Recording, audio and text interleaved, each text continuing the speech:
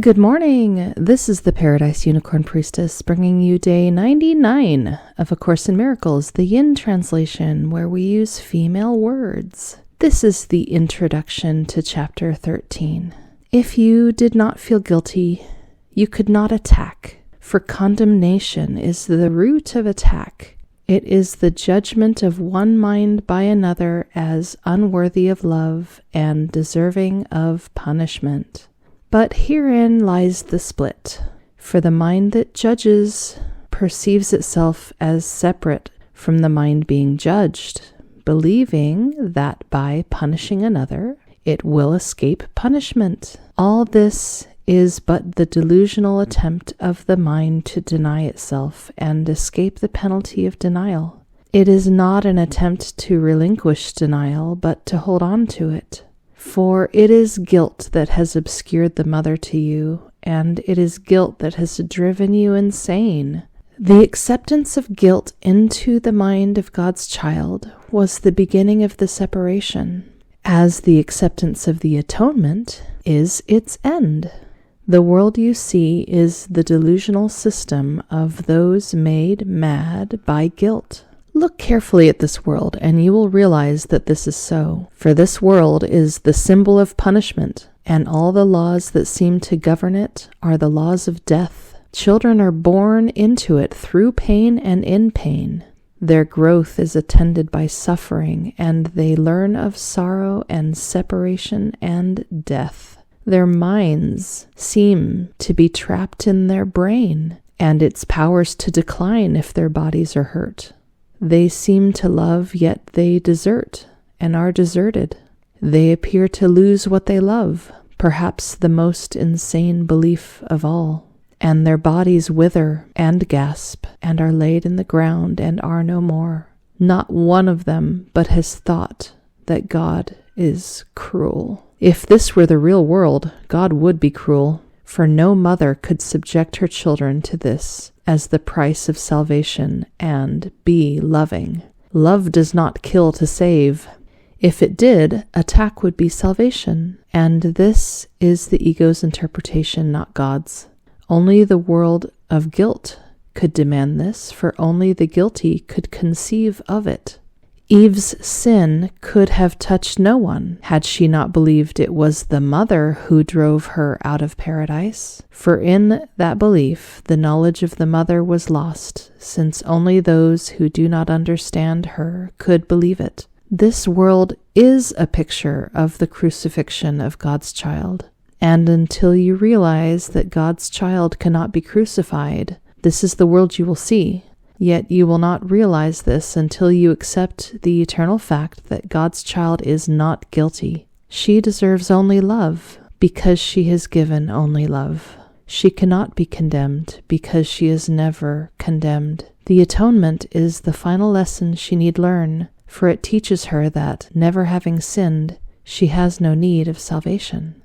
Now you might wonder, dear listener, why I use the name Eve in the place of Adam in this, the Yin translation, using female words, where in the case of Jesus and the disciples, I still use the name Jesus or Judas and just use female pronouns. Well, it seems like Adam and Eve come together as a pair, and so there is the interesting ability to do this, to use the name Eve in the place of the name Adam. And this brings up another interesting subject.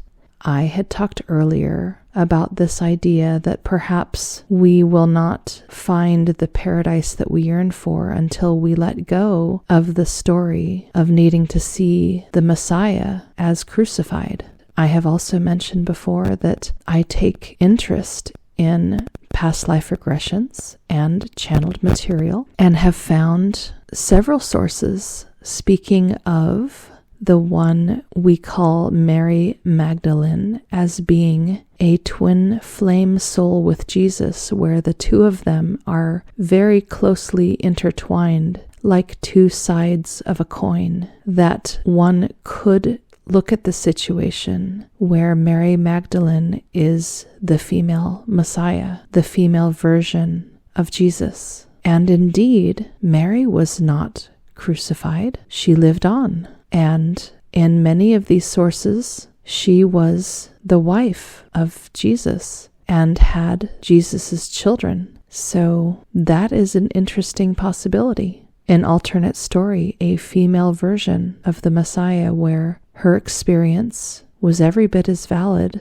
It was the other side of the coin. It was the female side. And she was not crucified. She lived on. All right, on to lesson 99. Salvation is my only function here. Salvation and forgiveness are the same. They both imply that something has gone wrong, something to be saved from, forgiven for, something amiss that needs corrective change, something apart or different from the will of God. Thus do both terms imply a thing impossible, but yet which has occurred, resulting in a state of conflict seen between what is and what could never be. Truth and illusions are both equal now, for both have happened. The impossible becomes the thing you need forgiveness for, salvation from.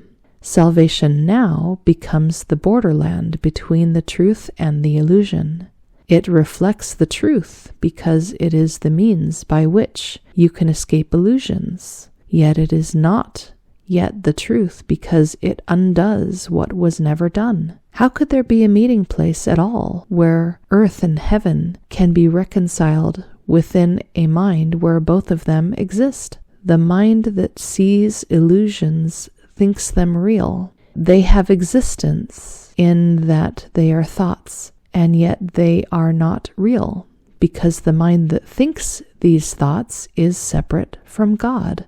What joins the separated mind and thoughts with mind and thought which are forever one? What plan could hold the truth inviolate, yet recognize the need illusions bring, and offer means by which they are undone, without attack and with no touch of pain? What but a thought of God could be this plan by which the never done is overlooked and sins forgotten which were never real? The Holy Spirit holds this plan of God exactly as it was received of her within the mind of God and in your own. It is apart from time in that its source is timeless. Yet it operates in time because of your belief that time is real. Unshaken does the Holy Spirit look on what you see, on sin and pain and death, on grief and separation and on loss. Yet does she know one thing must still be true. God is still love, and this is not her will. This is the thought that brings illusions to the truth, and sees them as appearances behind which is the changeless and the sure. This is the thought that saves and that forgives, because it lays no faith in what is not created by the only source it knows. This is the thought whose function is to save by giving you its function as your own. Salvation is your function with the one to whom the plan was given. Now are you entrusted with this plan along with her. She has one answer to appearances, regardless of their form, their size, their depth, or any attribute they seem to have. Salvation is my only function here. God still is love, and this is not her will. You who will yet work miracles, be sure you practice well the idea for today. Try to perceive the strength in what you say, for these are words in which your freedom lies. Your mother loves you. All the world of pain is not her will. Forgive yourself the thought she wanted this for you. Then let the thought which she has replaced all your mistakes. Enter the darkened places of your mind that thought the thoughts that never were her will. This part belongs to God, as does the rest. It does not think its solitary thoughts and make them real by hiding them from her. Let in the light, and you will look upon no obstacle to what she wills for you. Open your secrets to her kindly light, and see how bright this light still shines in you.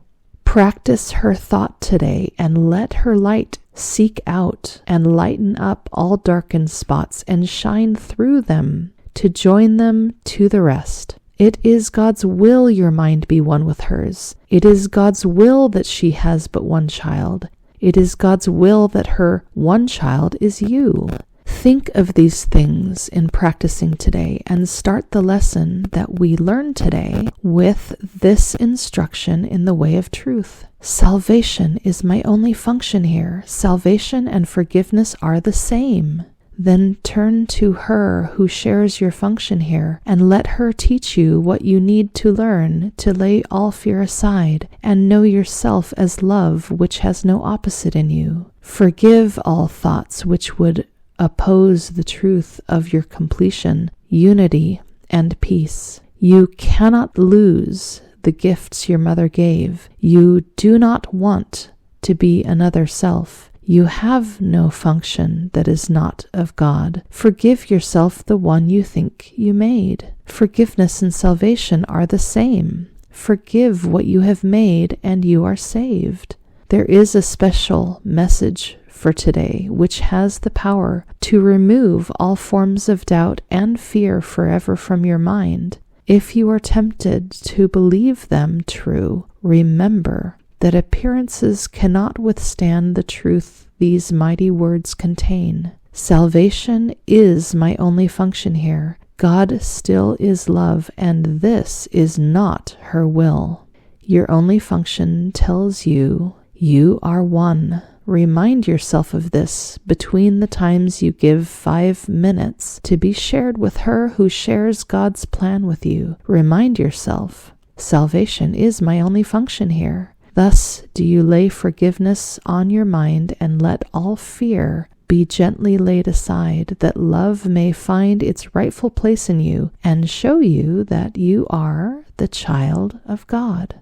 Wow. This further strengthens my feeling that again runs contrary to pretty much all of Christianity that exists in our world today. Because when I talk with Christians and listen to what they have to say, they sure believe that it was God's will that the person we think of be Jesus be tortured on the cross, suffer, and die. And here we have this really powerful statement. All things that are painful, all of this is not the will of the mother. She would never want 1 ounce of pain for any part of the creation, ever. And elsewhere in A Course in Miracles, we have, it's so elegantly put, it describes us as removing every nail from the hand of the child of God and every thorn from her head.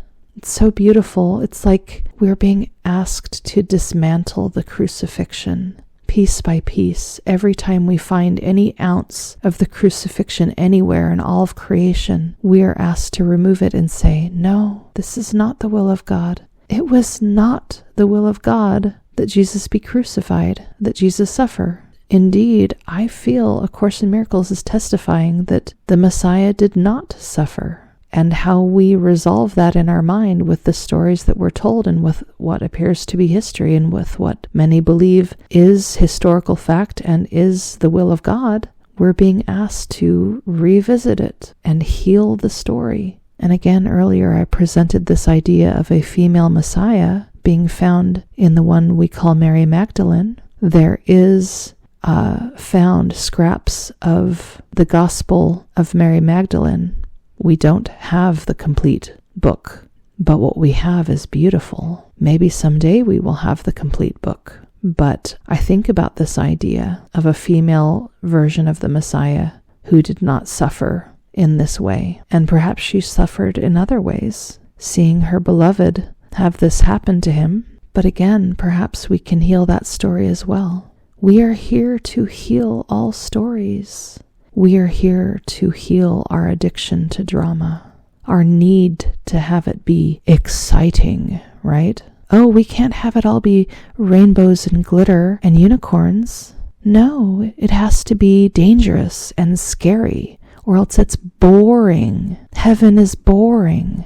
How long will we have to suffer before we let that go? Really, I am so ready to let it go, and I hope you are too, and I invite you to do so.